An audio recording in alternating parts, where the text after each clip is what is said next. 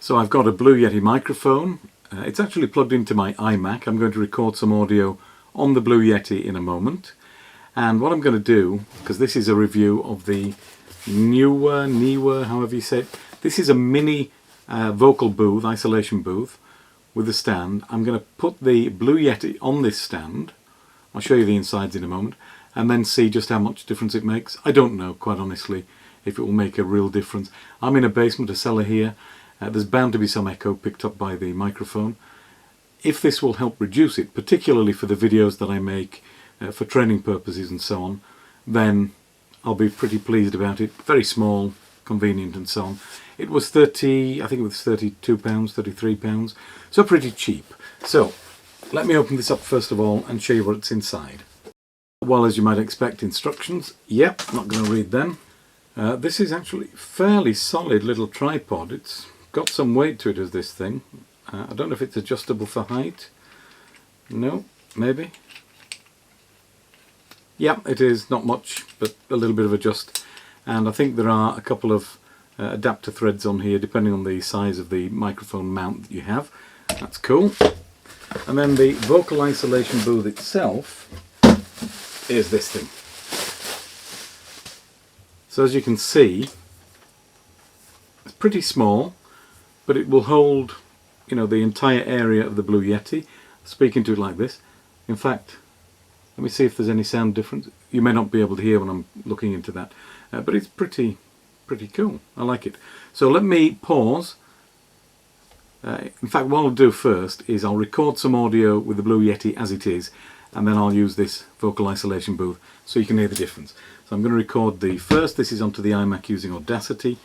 I've got that set to fairly low input, and I'm going to have to boost it in post-production, but I'll do the same settings for both sets of recordings. So let me do that right now. And I'll just, I don't know what I'll say, we'll see. I've got a pop shield here.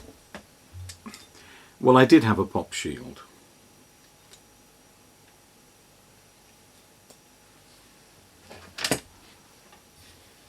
I'm going to do this without the pop shield. So, how far am I from my mouth? Let me just see. Yeah.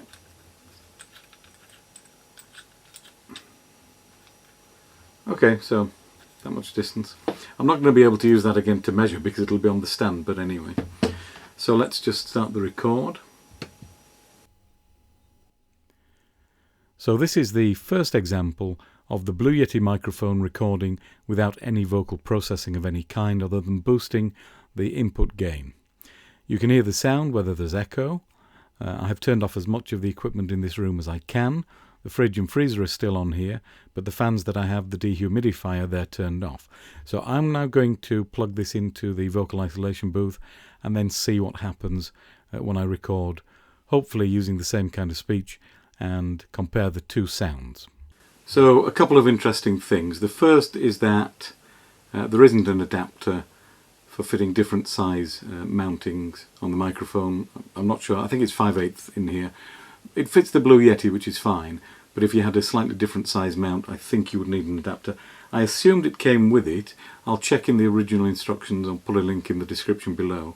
It's fine for this microphone, but it may be, it's possible it might be double-ended and you just swap it around, I'm not sure. The other thing is, if I show you this, you can see that the head of the microphone is a little bit higher than I would have expected. So any echo coming in this side, I don't know how much difference it will make, but I would have expected the vocal isolation booth to be a little bit higher compared to the microphone. I've got the microphone as low down as I can get it, so that's about the best I can do. And we'll see. I think that's the best I can do. I'm going to check, but certainly a lot of the echo that might appear is going to be absorbed. The booth is open as wide as it can be. You can see it's not particularly wide. It's not a massive thing, but we're going to see. So I'm going to try and get this as close as previously, which was about something like that. And I'm going to try and say the same kind of things. You may find the audio on the camera is obscured by this a little bit because I'm speaking into it, but we shall see. So I'm going to record now, and I've got the same settings on Audacity as I had before. and I'll apply the same post-processing so that you can hear the two samples. So what I'm doing now is speaking into the Blue Yeti using the vocal isolation booth from Neewer, or Neewer. I'm never sure how to pronounce that. I'm looking directly into the microphone in the correct direction. I've got it set to the cardioid input pattern, which I had also before, and I still have the same items turned off in this cellar as I did previously.